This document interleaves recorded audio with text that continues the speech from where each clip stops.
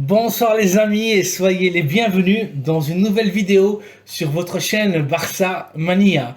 Barça Mania vous permet de rester toujours informé sur les nouvelles du FC Barcelone. Abonnez-vous pour rester au courant de l'actualité du Barça. On y va! Even when you feel low, you can still go. Even when you feel slow, you can still go. Even when there's no hope, you can still go. I never answer to no, man, I still go.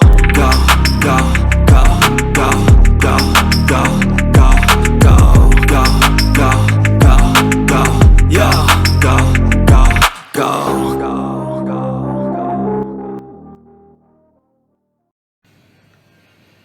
Aujourd'hui, j'aimerais vous parler du match à l'occasion de la dispute de la 16e journée de la Ligue espagnole. Choc qui a opposé au Metropolitano, l'Atlético de Madrid et le FC Barcelone. Avec le score final de 0-1, victoire du Barça. 3 points en or grâce à un solitaire but d'Ousmane Dembélé à la minute 23 de jeu. 3 points d'avantage sur le second au classement, le Real de Madrid qui a naufragé de 1 face à Villarreal. Une équipe de Villarreal qui méritait un bien meilleur résultat car ils ont donné une vraie leçon de football aux Madrilènes. Grâce à cette victoire, à l'extérieur, face à l'Atlético de Madrid, le Barça se situe leader en solitaire à la tête du classement avec 41 points. Le duel face aux Rojiblancos a été tout sauf attirant. On a assisté à un match plat, pas du tout séduisant, mais le résultat et les 3 points sont là. Le Barça revient de la capitale avec le butin des 3 points et surtout ces mêmes points l'avantage au classement face au Real. Le Barça se réaffirme donc et confirme sa position de leader de la compétition domestique. On n'a pas assisté à un beau match, mais on a vu sur le terrain de jeu un Barça très solide, extrêmement fiable en défense, une défense imperméable commandée encore une fois par un immense Ronald Araujo, à nouveau sauveur comme face à l'Intercity, en évitant de façon miraculeuse l'égalisation de Griezmann à la minute 94 de jeu. Tout au long du match, on a vu une équipe catalane avec une bonne attitude, des joueurs motivés, un Barça rapide et efficace dans les transitions entre Pedri, Gavi et Ousmane Dembélé. Un Barça pragmatique qui a concédé la possession de balle face à une équipe de l'Atlético de Simeone qui a complètement perdu son identité. Un Atlético méconnaissable. Avec cette victoire, balsamique, le Barça donne un vrai coup de poing sur la table et prouve que cette saison, on est capable de remporter le titre, la Liga.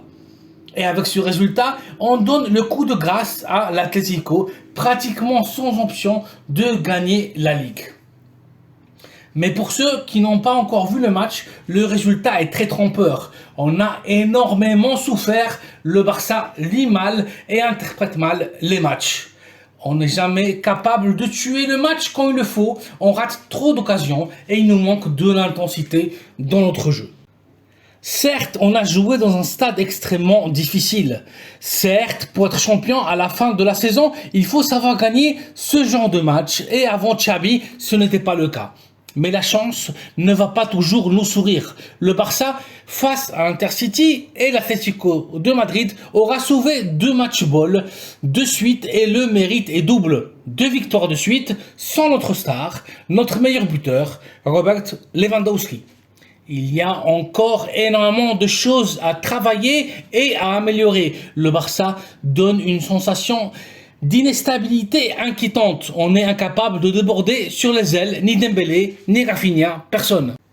On ne sait ni trouver les espaces, ni profiter des moments de faiblesse de l'adversaire. L'équipe catalane se montre imprécise dans son jeu, mal positionnée sur le terrain, en perdant énormément de balles dans le milieu, notamment Sergio Busquets et Frenkie de Jong. C'est juste inexcusable à ce niveau de compétition.